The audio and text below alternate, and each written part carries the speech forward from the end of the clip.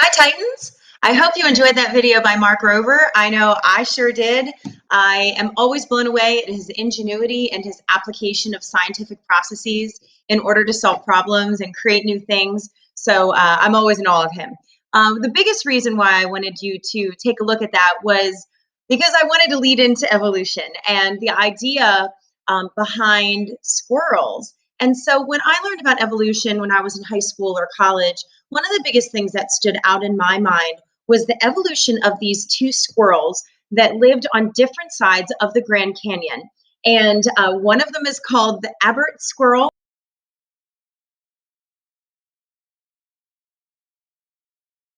And then there's the Kabib squirrel, and it only occupies a smaller portion.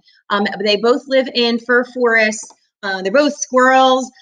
They both scavenge for acorns and things in the pine forest there, but they are different in slightly unique ways. They started out as one squirrel species, and then as the Grand Canyon formed, it divided them so much so that they could no longer intermix. And because of slight variations in each of their environments, they began to accumulate changes.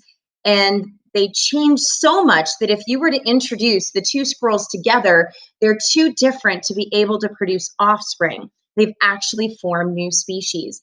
And when I first learned about this, I was kind of blown away. I was like, well, that's pretty cool. And it's like a true story. It really exists. You could look this up, but this is an example of the process of evolution. Now, I know that the idea evolution can spur on different thoughts based on your background knowledge and what you've been taught before. A lot of people really haven't been taught evolution correctly. Evolution is how a species can change over time, and accumulations of these changes can cause different species to form. And this is the crux of what Charles Darwin talked about. Charles Darwin. Charles Darwin was born in, I believe, 1809, and he was this naturalist. So he studied nature. He was meticulous about his studies in nature and recorded tons of things. So he actually scored a spot on the HMS Beagle. His dad had some pull there in Great Britain, and he was the naturalist on this ship that was to chart the geography of South America. And so he was on the HMS Beagle for 5 years collecting specimens, taking a look at the landforms, collecting fossils. And that really got his mind marinating. That and a lot of the other theories at the time, in terms of looking at the geography, in terms of looking at where are species coming from, why are species changing, and all of this information he kind of compiled together, and over the course of 20 or so years came up with his idea of evolution through natural selection. He published his findings in 1859 in a book called The Origin of Species, but this book was extremely controversial because in many ways the people back then thought it went against the religion of the time. And that was very controversial for him. I don't think he was the kind of person who was into stirring up controversy. He just kind of was a scientist, and he had come up upon this truth. And so he was vilified for it, but in the day. But now we consider evolution to be truly the bedrock of biology.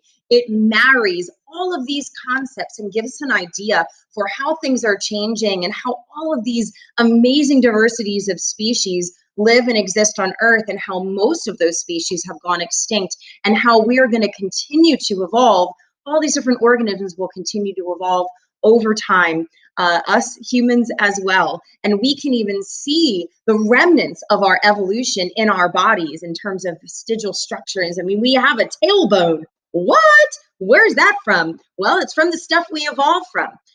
What didn't exist back in Charles Darwin's day was DNA. They didn't know about DNA. And so for him, that would have been like the icing on the cake, the organic cherry on top of the sundae. It really would have helped him to, I think, allow things to settle in and feel more confident about his idea and theory at the time. Now, I'm going to say the theory of evolution, but a theory is a well-tested, proven idea in science, kind of like the theory of gravity. We know it exists. This is fact.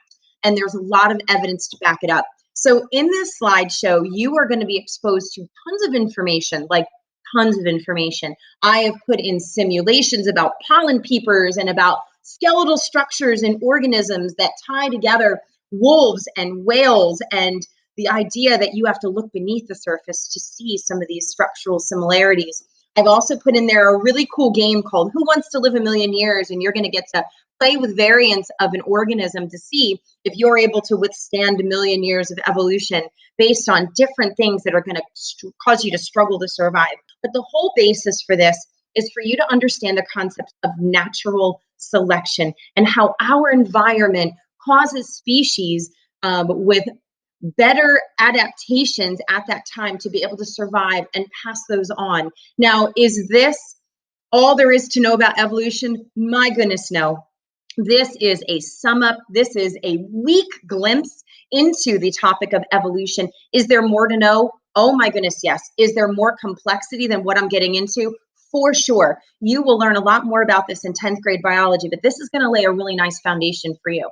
So stick around. Take a look at the whole slideshow before you take the quiz at the end. So by the time this is over, you are going to do 2 simulations, play a game, watch a handful of videos, play a Kahoot, and then finally take the quiz. And so I think after all of that, you should have a pretty good idea of what evolution through natural selection is. If you have questions, email me anytime. I'm available to do a meet with you individually. We're going to have a group meet on Wednesday to kind of go over some of the things. You may have questions about the hands-on experiment. I'm going to simulate that for you, so make sure that you're clicking on those links to have my explanation and my modeling of that. But otherwise, enjoy. This is one of my favorite topics. I think that it's a wonderful way to kind of connect all the sciences and really make sense of the natural world around us. Enjoy.